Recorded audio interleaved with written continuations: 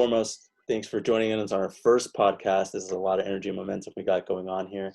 But before we get into the programming at hand and the participation and invaluable knowledge of our faculty that are present here and our students and alumni and staff and everyone else in the ENVD community, I want to take a moment of reflection, and I not want to say a moment, but a longer moment of silence and reflection here that will take us 8 minutes and 46 seconds, starting now, if that's okay with everyone. So if everyone could mute their mics or at least remain silent for the time being. So I'm going to share my screen. Just someone quickly here tell me if they are seeing the entire black screen filled up. Okay, sounds good.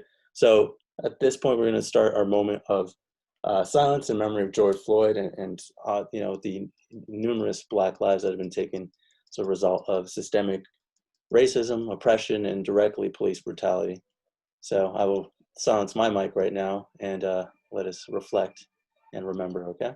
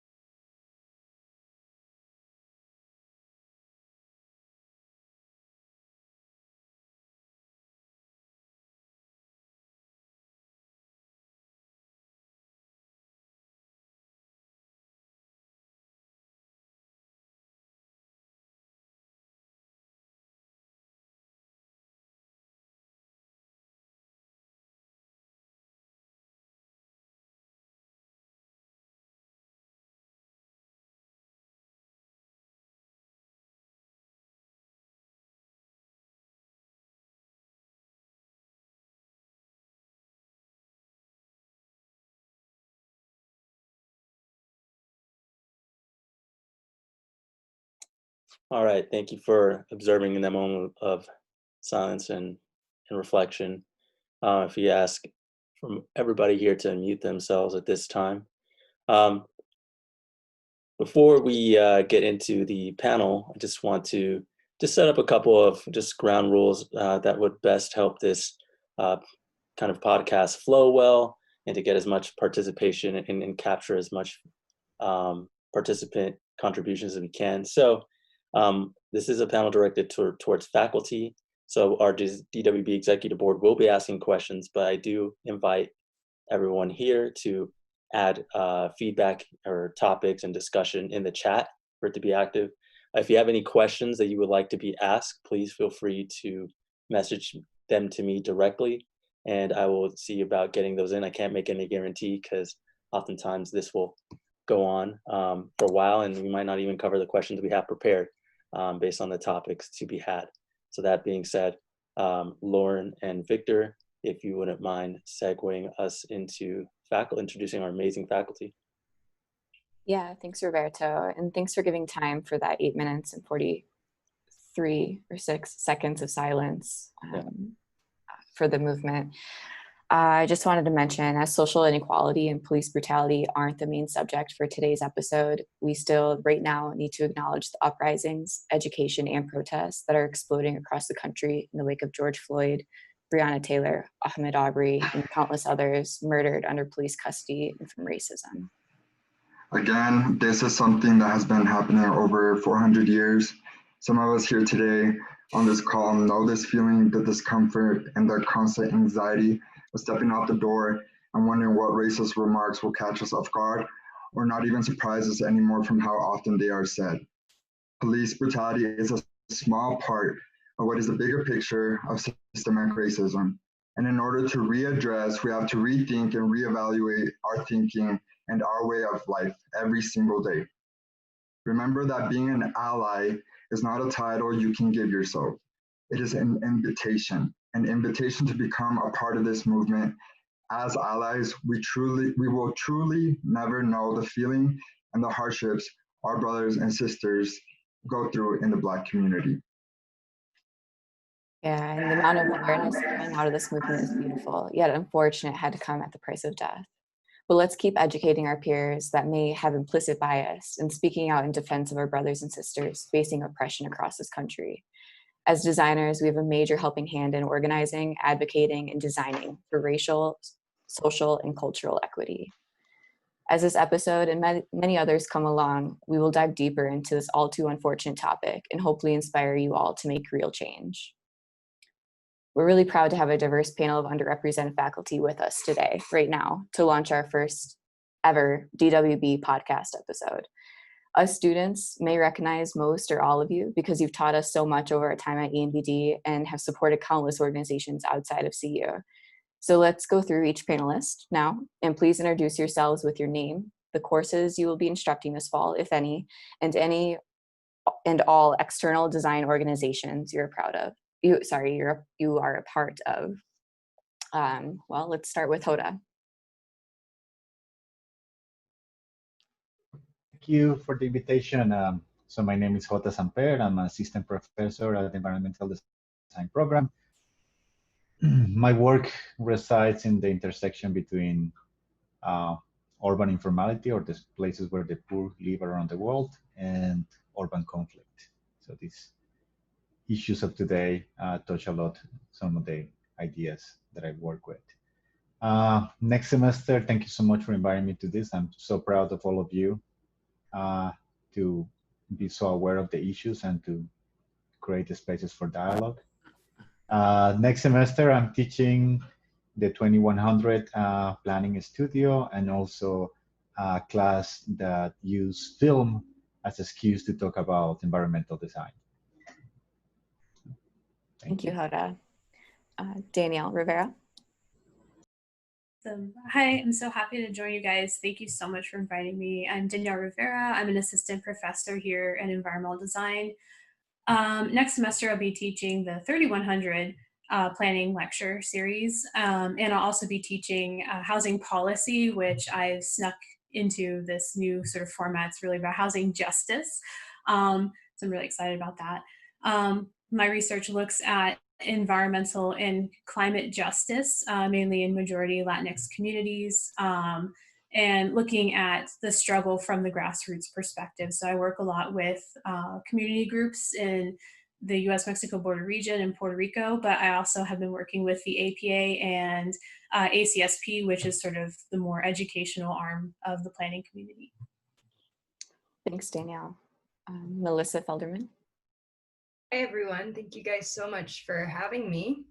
My name is Melissa Felderman. I am an instructor at ENVD, and my work focuses on the kind of the intersection of design, craft, and technology, and looking at craft as a way to expose women and minorities to engineering techniques and concepts, as once you've practiced both, you realize they're actually quite similar. And this fall, I will be coordinating the EPOD 1010 studio.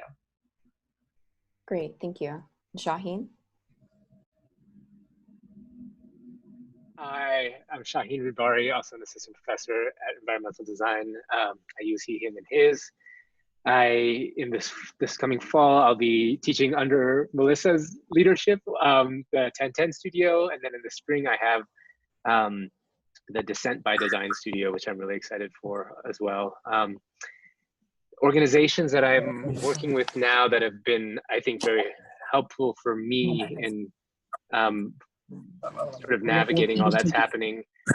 One is the Architecture Lobby, and they've been participating in activism around design and architecture profession for a while, and now they're mobilizing around racial injustice, and so that's been helpful. Another group that I've been listening in on and participating with is Designers Protest, and that's been organized by Brian C. Lee Jr., Dina Coles, and others, the East Coast and the South, but their work is also, I think, very important, and they've been organizing for a while around this, so they have a strong infrastructure set up. In my research, I study engagement in contentious social issues by designers, and racial justice has been sort of a primary focus as what I think many of us and many in the world believe to be one of the most persistent, sinister, and complex social and political problems in the US. So there's a lot that I'm still learning, but I think it will be my lifelong journey to learn about this and contribute in what ways I can. Thanks, Shawhin. And last but not least, Sara. Hi, my name is Sara Tabatabaie, and thank you so much for inviting me to this panel. So my research is focused on environmental health and designing healthy communities, as well as community engagement, and my focus has been on marginalized communities, low-income communities. So I have taught courses like freshman courses and junior, sophomore courses in ENVD. I'm not sure about my courses in the fall. Thank you all. Thank you so much for being here. Like I mentioned before, we're just so proud to have all of you with us, not only on this episode, but in the faculty team of ENVD. You bring a lot of value to our education, so thank you. So now we'll start off the discussion on your experiences of being an underrepresented faculty member within ENVD. So to begin, I'll ask, in being an underrepresented design faculty member, what are you hoping to accomplish instructing and working with ENVD students? And another follow-up question that might tie into it, what made you want to teach or be an instructor? And anyone can feel free to answer this, whoever has something on their mind first.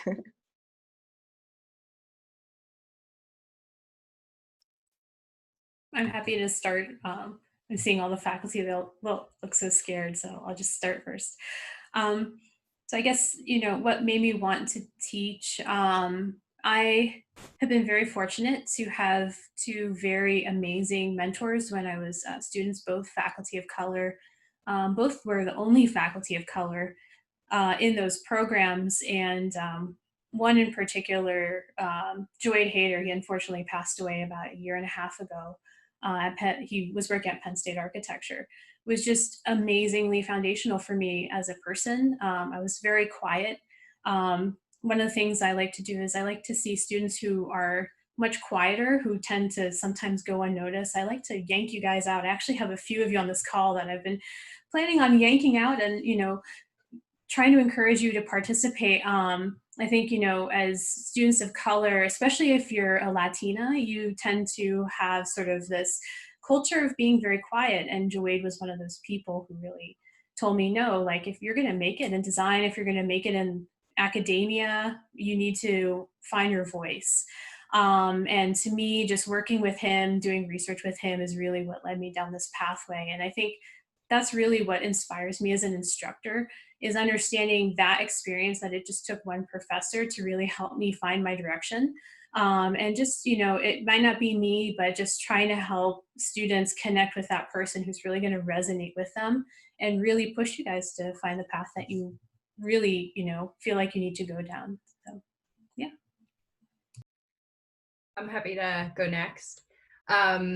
I was really lucky to, in my, when I was pursuing my master's degree, it was a creative technology program, which was heavily based in engineering. And it was just this beautiful experience where we were 50-50 male-female ratio, 50% international and 50% from the United States. So it was this gorgeous, diverse community where I didn't feel as a woman underrepresented.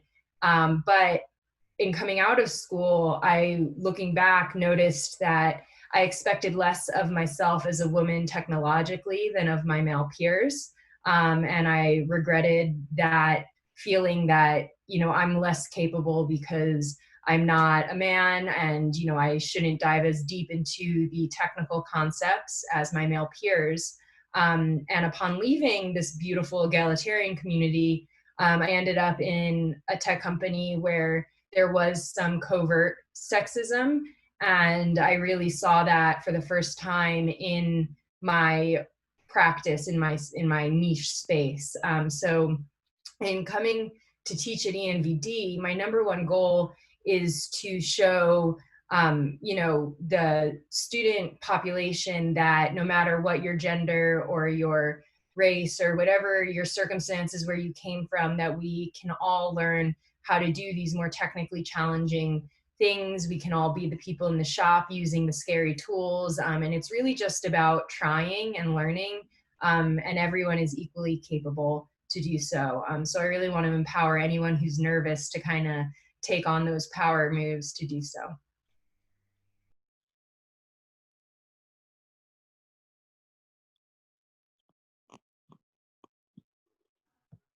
I can hop in with a thought. I'm really motivated. I was still in my motivation and inspiration from what Danielle and Melissa said. So thank you both. That was actually really helpful for me to hear. I think for me, coming from maybe a place of privilege in my life where I don't think as an undergrad, I was explicitly apolitical. And I had a whole reason why I thought that was very important. And that started to shift after I'd worked for a while in the field and went back to grad school.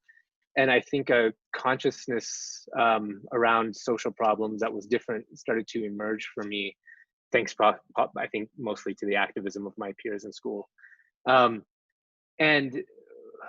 I think it continues to be a journey where I'm confronting things and systems and institutions that I've taken for granted, as assumed as kind of the way things work. And one of them is how we learn, kind of how we produce knowledge and how we consume knowledge. And so something that's become, you know, I think really I've been more and more inspired by the students, specifically at ENVD, is maybe challenging assumptions that we take for granted about how learning and teaching work. So that's one thing that has started to become a little bit more formalized in my teaching and learning with students over the past semesters. And I think last year especially, where I'm starting to explore a class space as a space of collective engagement in things and trying to dismantle to some extent some of the hierarchies. Some of them I think I'm still too tied to, but I think to the extent that I can, I like to learn from the community that we're a part of within a class, around not just content in a class, like say if we're thinking about dissent and what that means in the context of design, but also in how we learn. So maybe pedagogy and maybe how we teach one another. So I think that's been something that I'm increasingly finding myself committed to in teaching at ENVD, whether it's from freshman studios on up to upper division classes.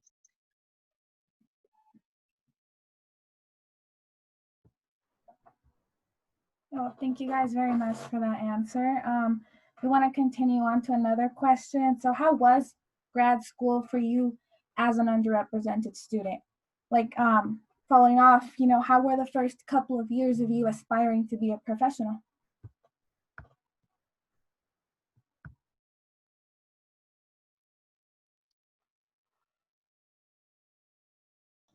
So maybe I could jump there a little bit, since I didn't speak the other piece of it. So one thing is, I became a color person when I moved to the United States, by the way. So I think that's a kind of different perspective to others. Maybe Sara has a similar experience to me on that issue.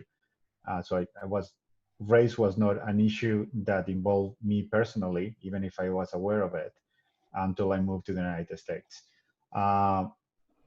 However, I have been extremely privileged in the way that I have moved through academia, at least, into the United States. Actually, going to grad school, as Melissa maybe was mentioning, I was part of a absurdly diverse group of individuals in terms of gender representation, even nationalities and race, and so that really never felt like it was a barrier.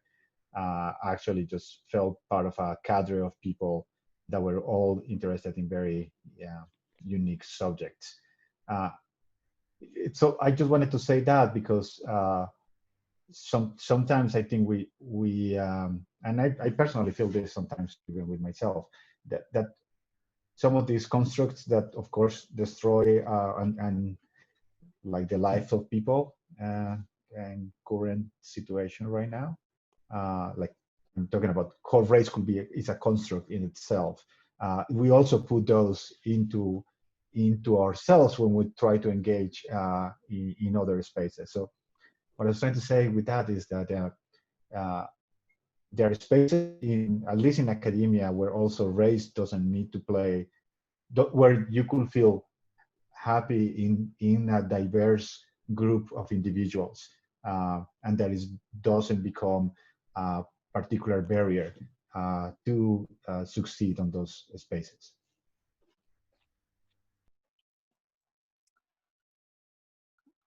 So if you don't mind, I continue on that. So I was lucky enough.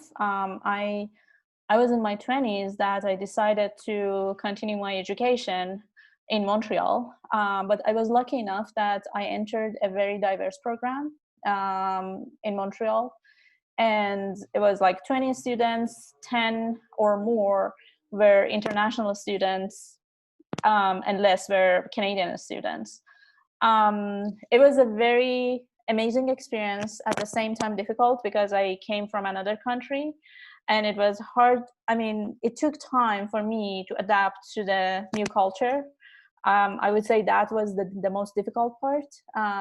Also, I came from engineering background, so it was hard for me to keep up with class. It was social sciences, planning, and design. So I had to keep up with the class. So it was really hard, but I was lucky enough that the department was very supportive. The students were very supportive. So we tried to cover each other. We worked in groups in studios as other students. And so I was strong enough in statistics and in design. Other people were strong enough in social sciences. So we try to help each other, and they're still my best friends, I would say. Can give a slightly unlucky experience because you heard two lucky experiences. I mean, I love both the schools I went to. I went to Penn for my graduate degree and University of Michigan for my PhD. But I mean, you know, you can have a positive experience, but still have many negative experiences. And that was sort of what happened to me at Michigan, where, you know, I love that school. I'd go back again if I had to redo my dissertation. But the truth was that I had to work twice as hard as the other students in the program. So that was a program that was majority white. There were very few international students in the program as well. And so in a group of about, I think there were maybe 20 or 24 doctoral students when I was there. There were only 2 people of color, myself and one other student, and 1 international student. And so, you know, I would have to deal with issues like, you know, presenting my work and someone asking me what my citizenship status was, me stating my status and then them saying, well, really, does that help you or hurt you in your research? And trying to steer the conversation away from those kinds of topics. And, you know, I think in a way that really prepared me for the profession, where you do get these kinds of inappropriate questions, you need to know how to handle them. We shouldn't be doing these things in schools, but I think it's important for all of you, especially if you're Latinx or if you're Black student, you have to sort of prepare yourself for these issues in the profession. I think academia is actually a bit safer than the profession, just my experience in school versus actually in the profession of architecture. And so, you know, having those people that you can really talk to, having those mentors that I mentioned earlier, were really important to help me understand what was acceptable behavior and what wasn't acceptable behavior.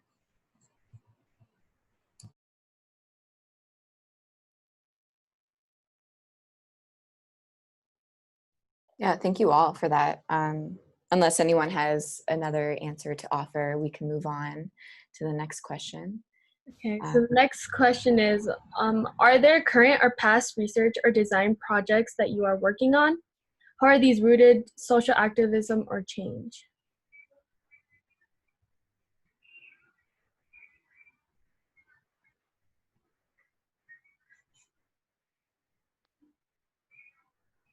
I sense that we're all nodding in that yes. Well, I think just my understanding of my colleagues' work is that that's an inspiration and a sense of duty for all of us in our work. So I'm really eager to hear what everybody says. On my part, I think my research initially was on political engagement well, it still is, by designers and ways they struggle to bring, again, I'm using this phrase, contentious politics, because there are politics everywhere, power relations everywhere, but contentious politics are a specific set of kinds of engagement that people take on. So things that usually manifest in social movements.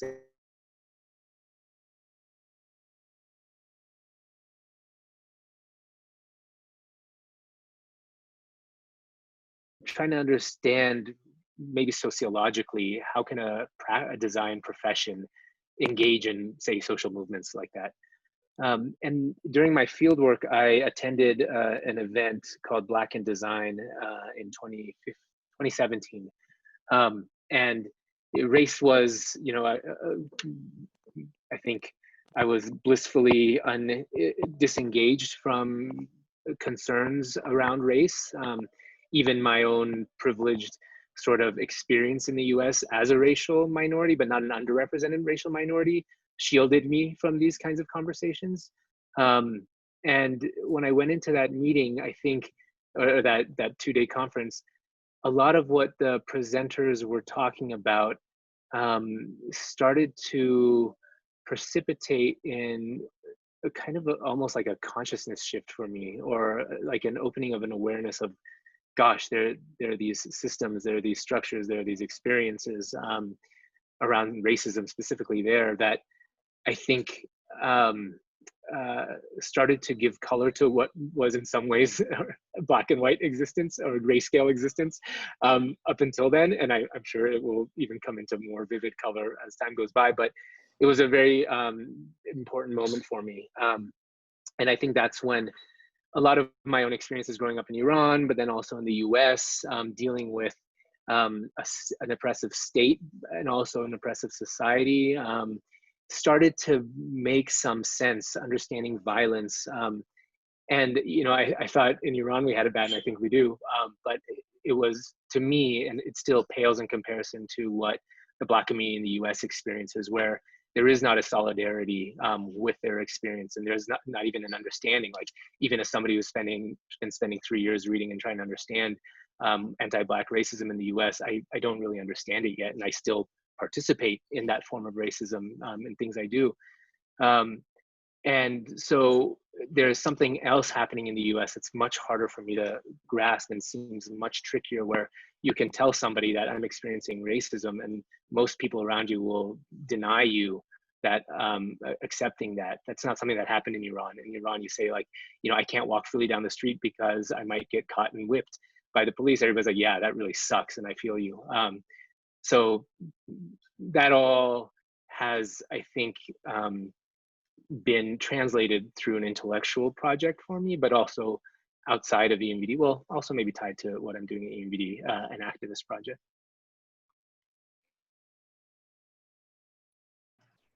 Itai, did I even answer your question, or did I just talk nonsense? No, I think you hit some points there. You always talk just nonsense. I always like hearing you talk, and like, just add so much to it. In a more simple way, in terms of design, like, I remember one of my first jobs in the United States as an architect, working with the studio Teddy Cruz, was actually very simple housing projects working with nonprofit organizations. And so this is just regular design work that any of us will do after graduating. However, the more the project engaged with that particular community, the work in itself became a political position in relationship to urbanization and planning practices, in this case, San Diego, California, and the communities, the marginalized communities living across the border between the United States and Mexico. So what I wanted to say with that is, almost every project that you do, every object and product that you are going to create has political meaning and has engagement meaning, and it has your political position into it, either collaborating to the structures of oppression, or at the same time, or try to create a position against it. And it doesn't matter how big they are or how clear they are in opposition or in favor of those structures. Is you the one who needs to be aware of that kind of situation?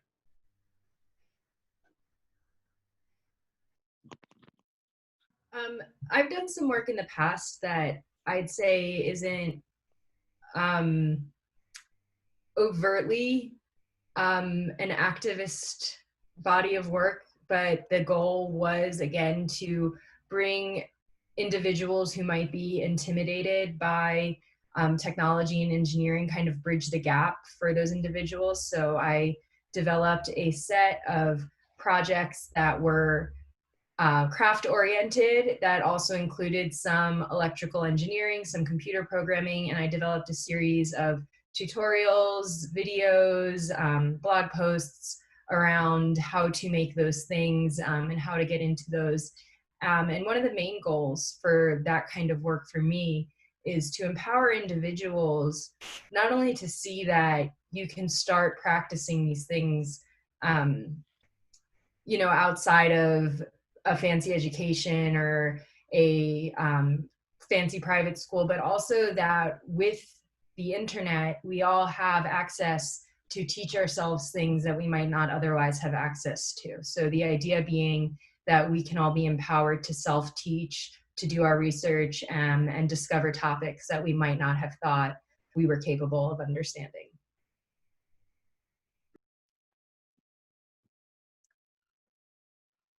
My research has focused on, so most people talked about social justice. My research, I'm actually considering environmental justice, that I would say it comes after social justice. So I was, when I moved to Canada, I was completely, I was in another mindset. So the first design studio that we had, we went to the site for that project, and I could not, it was basically a problematic neighborhood. I could not even recognize the problems and issues. It took me time to understand those very subtle and underlying problems that people have. So for instance, although neighborhoods look beautiful, but not all people have equal access to opportunities. Not all people have equal equal voices about opportunities. So after that, I worked with a lot of nonprofits, a few nonprofits, and that kind of like redirected my work towards environmental justice. And my dissertation was also about how to provide equal access, how to design underrepresenting neighborhoods so that people in low-income neighborhoods have can do more physical activity and can have equal access to parks and green spaces.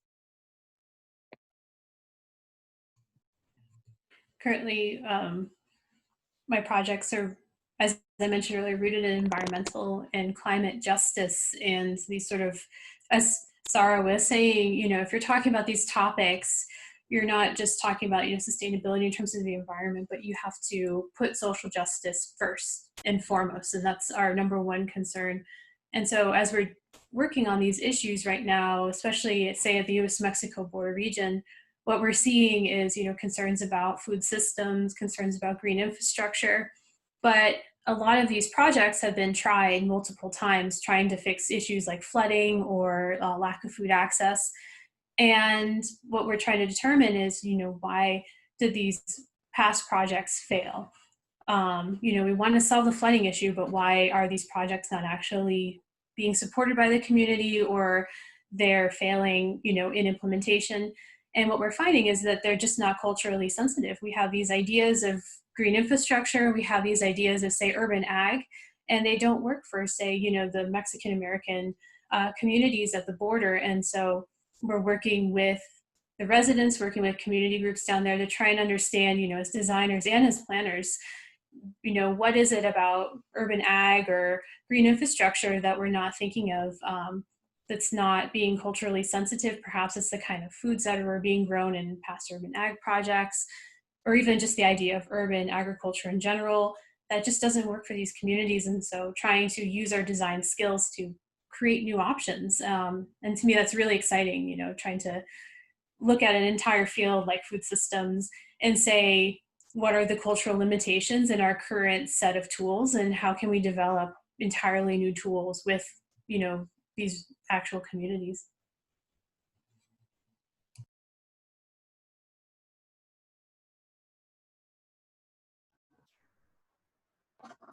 Well, is there anyone else that would like to answer that question? I think these are all really great points you guys are making, and moving on to the kind of transitioning into the next. Giving the stuff that you guys, the projects that you guys have worked on, what makes you hopeful in design for the future of, communities of color and diverse communities, sorry.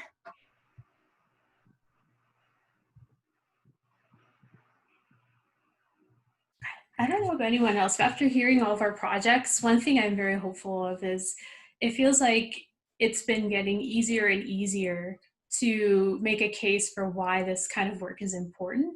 I know we still have a long way to go, but in trying to explain, why a project like this is important, even 10 years ago, you would usually get a question like, well, isn't this kind of like a fringe community? Is this really going to like give us any meaningful knowledge in general? And I seem to be getting that kind of question less and less. People just sort of instinctually understand why it's important to look at, you know, a wide range of communities in doing this kind of, you know, socially engaged design work. I'm not sure if that's everyone else's experience, but I think that really gives me a lot of hope to see this work being recognized and just sort of implicitly seen as important more and more. Just to build on that kind of optimism of Danielle, so there is this project that I'm engaged right now. It's a set of collaborations across the world, including Oxford University, and we're looking at the changing nature of war across the world. You know? And one important caveat of that research is the idea that we are moving in a better direction. You know, in terms of poverty in the globe, in terms of how many people are dying in conditions of injustice or as product of civil war, even if we're more aware of what is happening in the world, and there are still horrible things happening. The contemporary moment that we're living is much better than any past moment. So I think that's a very positive thing, and that should push us to work harder to achieve new goals. So I think if you ever get the question, if you would like to live in the past, just say no. I think the best moment to live is right now, and the greatest possibilities for change exist at this moment. Can I hop in to sandwich myself between optimistic views? So hopefully what I say will get lost. You know, I'm really inspired by what Danielle and Jota both said, and I think I'm gonna have to reflect on that a little bit. And this, because your question about kind of what makes us hopeful is one I've kind of struggled with. It's not an active struggle. I kind of, I haven't been able to identify with things I've heard yet, or nothing has resonated. And I think the kind of giants whose work I'm reading and learning from, they all have messages of hope in there, like Bell Hooks, Audre Lorde, W.E.B. Du Bois, Howard Zinn, Noam Chomsky.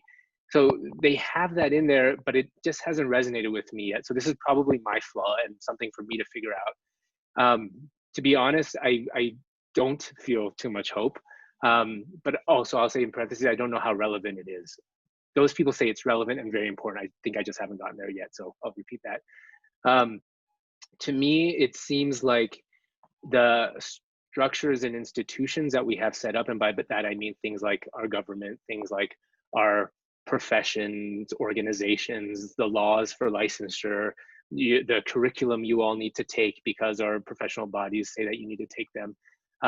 What we learn, the canon of history and environmental design, all these things seem, the more I learn, the more I realize are so deeply steeped in colonial, violent, racist ways of framing the world that I can't imagine a meaningful path forward. So to me, it's very bleak and very dark. And I look back at like the civil rights, the labor movement, and you know, the tremendous sacrifices and lives voluntarily given up in those movements, all the organizing that happened. And then I see that it hasn't really gotten us very far that's the sense I get. The civil rights, you know, has some nominal improvements, and we like to brand it as a very important moment in US history. But ultimately, I think the violence has just become more entrenched and more institutionalized and more hidden or more colorblind. It's still there. So that really is a hope killer for me. And I say all that not to be fantastic about it, but more to say that I don't know that that has seemed like that important to me, whether there is hope or not. I feel like, you know, I'm alive, I have privilege, you know, I have a job where I get to work with amazing people and have access to resources and can write things potentially, if I'm successful, that can help shape people's consciousness. So I must devote my life and my career to these problems, which are the worst problems in the world. So it's an indirect answer to the hope question. But that's why I went in the middle. So this would be like the nasty ice cream, but then awesome cookies on either side, hopefully. Well, to take on some of that awesome cookie sauce, I'll say that I think I'm hopeful that we can even articulate what you just said, that the civil rights movement, while powerful, the changes that were made maybe didn't have a meaningful impact and just changed the same restrictions and put them under a different title, put them under a different law. So here we are at this unbelievable intersection. How timely is this podcast episode, where my answer for what is giving me hope right now is that you guys are giving me hope right now. The first time I taught at CU, I was just blown away at the consciousness of our students, that they were so self-aware about their own privilege. They helped me understand my own privilege, that they were so aware about the environmental issues, so concerned about our future and doing good for our future. So how I like to find hope is understanding my sphere of control, my sphere of influence, and my sphere of concern, meaning there's the things that I can control. I can control myself and how I live my life and the work I put out. I can influence the people around me. I can influence my students and encourage them to make work that betters the world instead of adds to the noise. And then the sphere of concern is everything that Shawhin was touching on, which are the big systematic things that I personally cannot change. I can support those who are trying to change it. I can donate, I can educate, but those things are bigger than me as an individual. So what gives me hope is that I am amongst this community of amazing students and colleagues who are acknowledging, you know, not just in this Zoom meeting, also in our larger community, are acknowledging our implicit, systematic, overt and covert biases that we might have been ignoring. And that even if it's a small change, like Jota was mentioning, we are improving as a world. If you look at long-term trends, you can't look at short-term trends, but if you look at really long-term trends, things have gotten better, and things that were acceptable as far as racism goes 20 years ago, if you said them now, would be just, you know, so offensive. And that is an improvement, right? If you go back to movies from the early 90s and you see the racism and the sexism, it is uncomfortable to watch. So our collective consciousness is becoming more woke, if you will, and that is what gives me a lot of hope. Absolutely inspiring, Melissa. And I mean, everyone that answered that, I could see sides to both being hopeful and to not being hopeful. And I know that's a loaded question. And of course, that's something that we will continue going deeper into each episode that we host as DWB. I do want to ask just one final question, and we might only have time for one or two faculty members to get to this. So speak up freely. My question to you is, how can an ENVD student's interest in diversity and inclusion incorporate their commitment to social equity into their aspiring professional goals? So what do you suggest for us who want this to be our field of work? I'd say read and watch. Right now, we're really lucky to be getting these robust lists on social media of books and movies and documentaries that can help educate you on injustices, and to really understand. There's that concept of, if there's a problem, the solution is not the first why. You have to ask why 5 times to get to the root of the problem. So investigate that pattern, ask why, and then ask why that situation exists, and then why that situation exists to get to that root, and keep studying, keep learning, obsess about what you obsess about. Just keep obsessing about it. Yeah, I agree with Melissa. I'd also add just very quickly that if you want to do this work, I think the first thing you have to recognize is your own privilege as a professional in any case, like whatever profession you go into. Even if you do have a background, you know, where you're from the barrio and from this like awful neighborhood in Brooklyn, but now that, you know, I've had this education, if I go back to that neighborhood, I have to acknowledge my privilege that, you know, I have these architecture degrees, planning degrees. So the first thing you have to do is listen. You have to listen to the community. and know that if you do want to do this work, I think you have to give up some agency, and you need to follow what the community is saying. So not just listening, but if they say something, you have to go that direction. So originally, when I was going to work at the US-Mexico border, I thought I was going to work on housing. And the community said, no, we're tired of people talking to us about our houses. They're constantly flooding. We need someone to talk to us about environmental issues. And so I followed the community. So I think that's the two things. You have to listen carefully, acknowledge your privilege, but then also you have to be ready to follow truly what the community is saying, and that means giving up some of your own agency. Connected to that, that's so awesome. Both those points are so awesome. I think a lot about our institutions will tell you that this is not, your field is not a space of political engagement. Whether it's our schools, whether it's our curriculum, whether it's the profession, at all levels, you'll be told that regardless of what field you're in, except for maybe something that has a recognized kind of political sort of scope of work. But I really believe that that's not true, and that's part of one of the, I guess, roots of our ambivalence, which leads to the persistence of these kinds of problems, especially in this country. So I guess if there were advice I'd give myself 10 years ago, as I kind of moved from apathy into political engagement, it's not to listen to the many respectable, important gatekeeping voices of your institutions that tell you that's not what environmental design is, or you can't really work on, you know, gender inequity or sexism as a landscape architect. You need to rewrite those rules.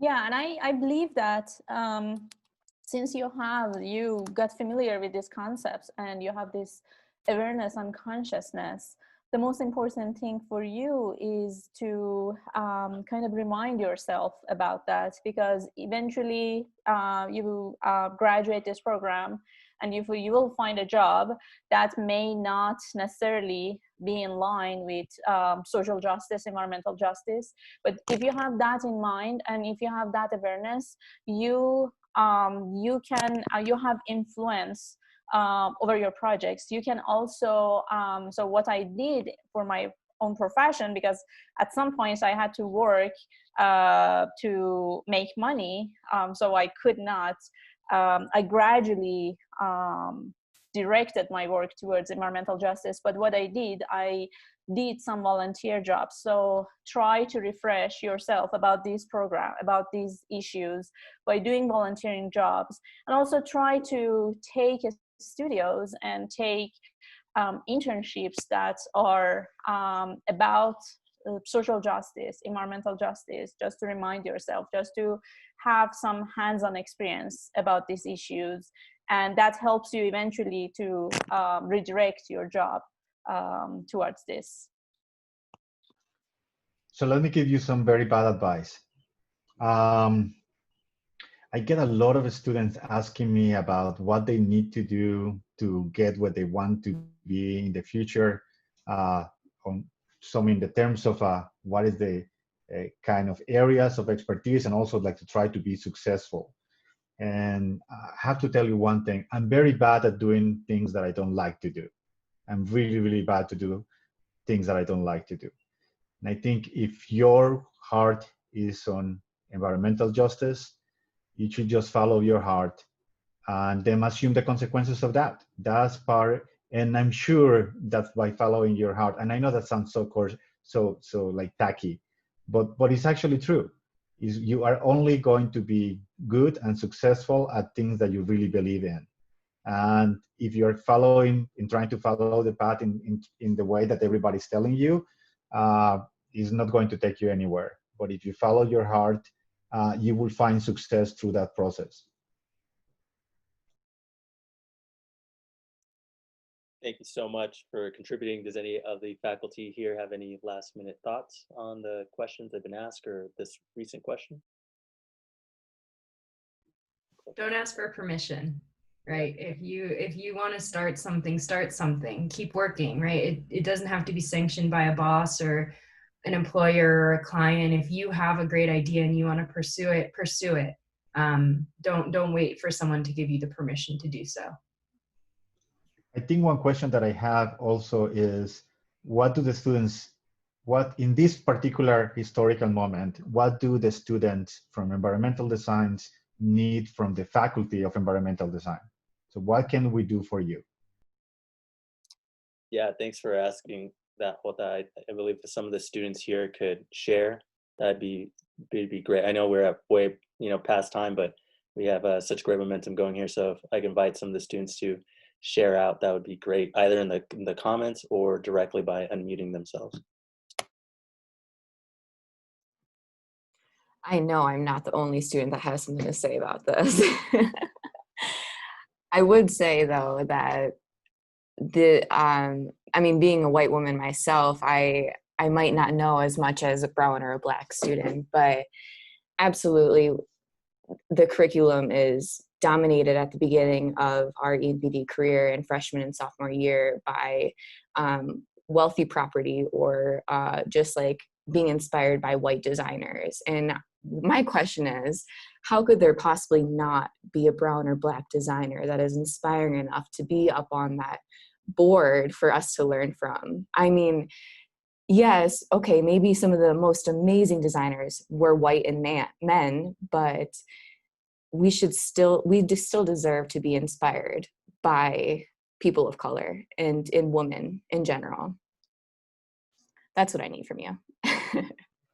Yeah, to add on to that, I've been really vocal about this, but we need change. Just to like put it in summary, like I'm so tired of learning about the same 5 like white males. Like I just don't care about them at this point. And like saying, no, it's important to learn about them. Yes, but it's also important to learn about our black and brown architects and designers. Like it's equally as important.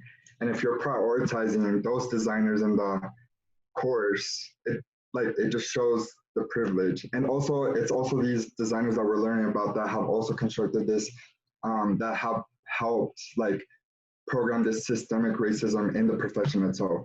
So like whenever I learn about that one brown architect or that one black architect in class, I'm just like, okay, like I want more.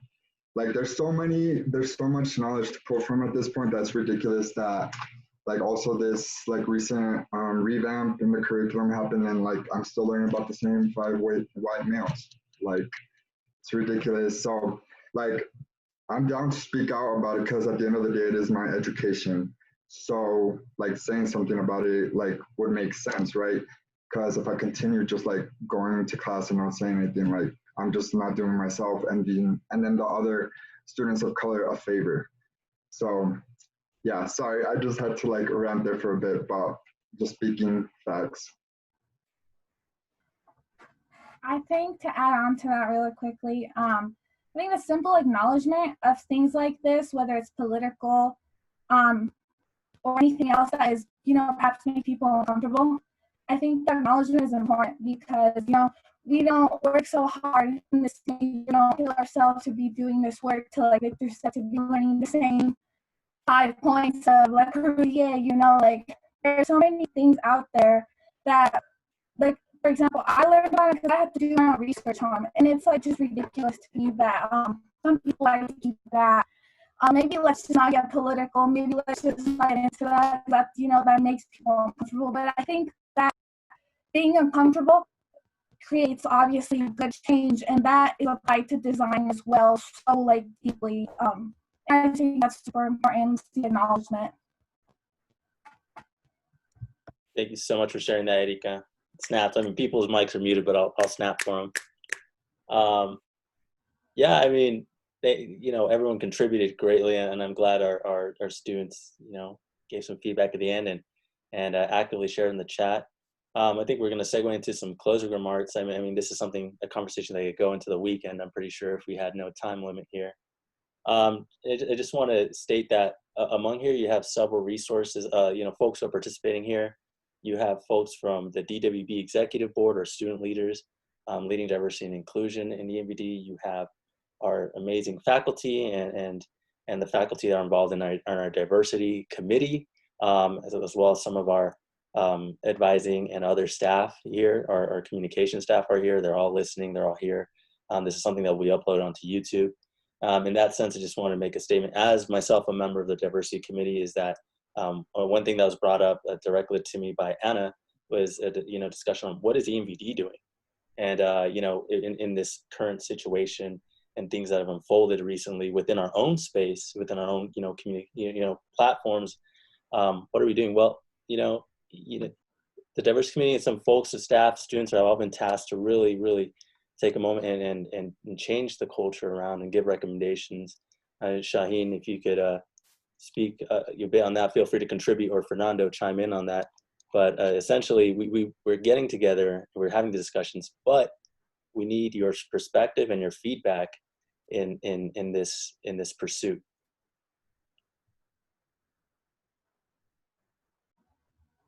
Sorry, next. No worries. Do you have anything? Victor, I didn't hear what you said. Oh, I was just saying, are you next on the diversity committee? Anything else? Kind of like my unsavory earlier comment about hope. I think some of that applies here too.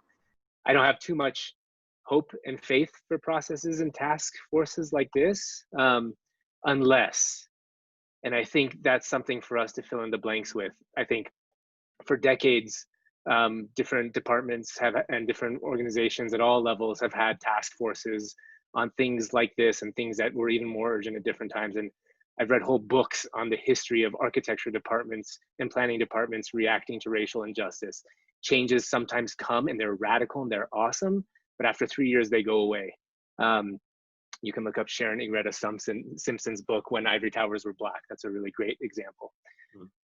And that kind of demolishes hope for me, to be honest. And so, but that's not to say you should demolish hope for everybody. It maybe is me being a coward and putting the burden on everybody on this call to see what is it that makes us different from that tremendous momentum and passion and organizing of the 1960s. What are we going to do that's different? And I really don't have the answer.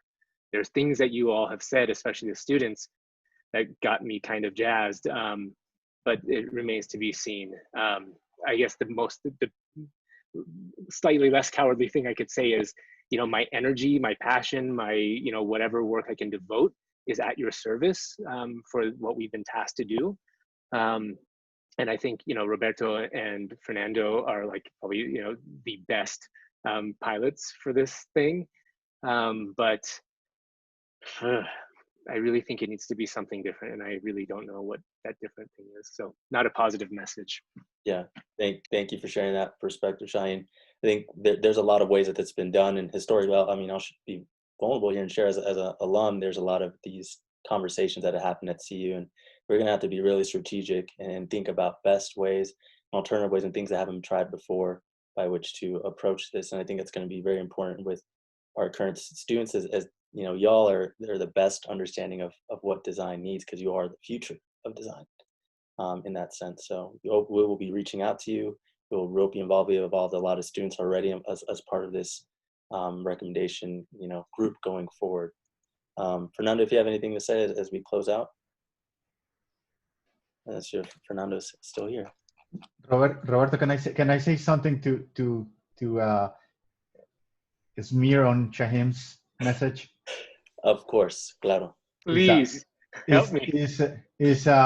I see that Shahim is coming from a dark place, and I think that's important to have those moments of reflection.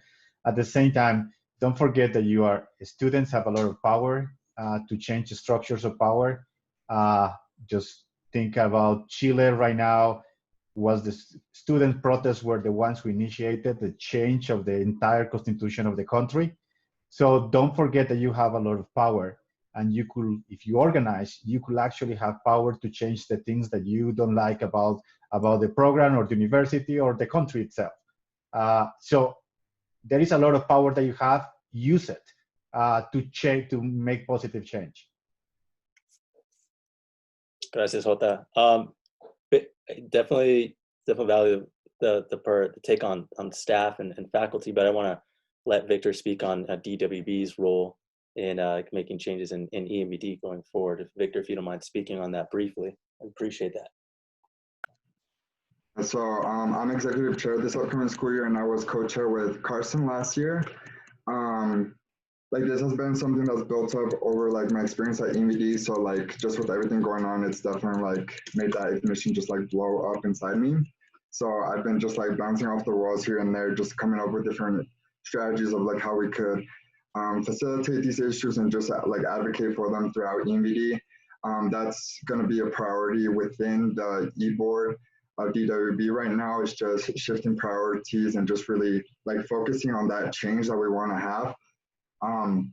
So there is a task force currently in place, but the ideas from what we want to do as far as like facilitating, like us having to facilitate a town hall and just talking about race in general and just having all faculty sit in and just listen to us, it's just like a really like small part of like what we're planning. But yeah, the support, like this is our job as DWB, and it's not only to create the safe space for us, but it's also to create that change for future students of color. Yeah, with that being said, I just want to preface that DWB is not necessarily just a scholarship program supporting underrepresented students, but it's a learning community. And so some of the students here that are here, and I notice on the participant list that aren't, DWB students or scholarship recipients, we invite you into these spaces and to continue engaging in our platform and in our podcast. So we look forward to having you again. Yeah, with that said, I think this is a great closing point. I just want to announce that our next episode here will be late June. We don't have an exact date figured out, but expect it in the kind of final edge of the third week of June. Once again, we'll use a social media platform to get that going here, along as our communication from ENVD. It'll be all over that. And the topic will be really maximizing the rest of summer and looking at your professionalization. But once again, with this context of how does it best serve marginalized communities, underrepresented students. I think a lot of students get caught up in accessing opportunities, or they be maybe barriers, the systemic barriers accessing opportunities in summer or professional development. So we'll get into the nitty gritty of all that. With that being said, if anyone has anything else to say, I think I will close it here. Oh, sorry. We have our design competition. Victor and Lauren, would you mind just giving a quick overview of that? Absolutely. Yeah. Thanks for not forgetting that. We're so excited to be hosting a design competition this summer. We have Sara and Shawhin helping us put it together. So it's going to be like quality studio grade project. We will have a couple of case studies based on marginalized communities home to Colorado and even closer to Denver and Boulder. Hopefully that's what we're working for. So students will have something around 2 to 3 weeks to put together a project on teams of 3 to 4. More details to come on that soon. It'll be launched, I believe, June 19th or close to that date, but you will hear from us soon about it. Thank you, Lauren. Allison, our communications guru in ENVD, would like to share a brief message. Hey everyone, sorry it's kind of dark. I just wanted to put it out there that I am also here to help and collaborate and be another person, a part of this amazing group. So I just wanted to put myself out there and make sure you guys see my face. And I've been listening and learning and everything like that. So I just want to let you all know that I'm also here to help support. Thank you so much, Allison. I know, Fernando, you just joined in, but do you have any closing remarks for our group here in regards to diversity committee or kind of the action group we've kind of established recently? No, I think I saw about half of this. Sorry, I had to jump over to an advising meeting. But I thank you so much for organizing. I think the conversations were so strong, and I think such important things were covered, and I'm really happy how it turned out, and it couldn't have been done without you all. So really, really excited for everything. Yeah, the diversity committee will continue doing diversity committee work, and we're really excited to report kind of where we're moving in reaching this level and area of inclusion and equity with our program specifically. So more updates to come with that. And thank you everyone that's working on that task force. All right. Awesome. Awesome. Yeah, I just said that. Let's close it here. Once again, we will upload this onto YouTube. We will provide that link over various means of communication and on our social media. So if you did not catch a certain part of this, or you have people in your community and your networks that you just want to share this with, by all means, please do. We're very excited. This is a lot of momentum. I'm on the group chat monitoring this, and all of our students are very, very much pleased at how this went. So thank you to the faculty who came in. Thank you to staff, and thank you for all the community members, especially some of our alumni that have joined us. We appreciate your presence as well. So we'll be reaching out to you too. So totally. Getting off that easy. All right. All right, y'all. Have a great, lovely rest of your Thursday and a great weekend. And once again, feel free to connect to me or any of our DWB executive board members and Fernando if you have any questions on this podcast and ways of getting involved going forward. Okay. Awesome. Take care, y'all. Bye-bye. Thank you. Bye. Thank you, everyone. Bye, everybody. Everyone for your time. Thank you so much. Bye-bye. Thank you. Bye-bye. Everybody. Okay.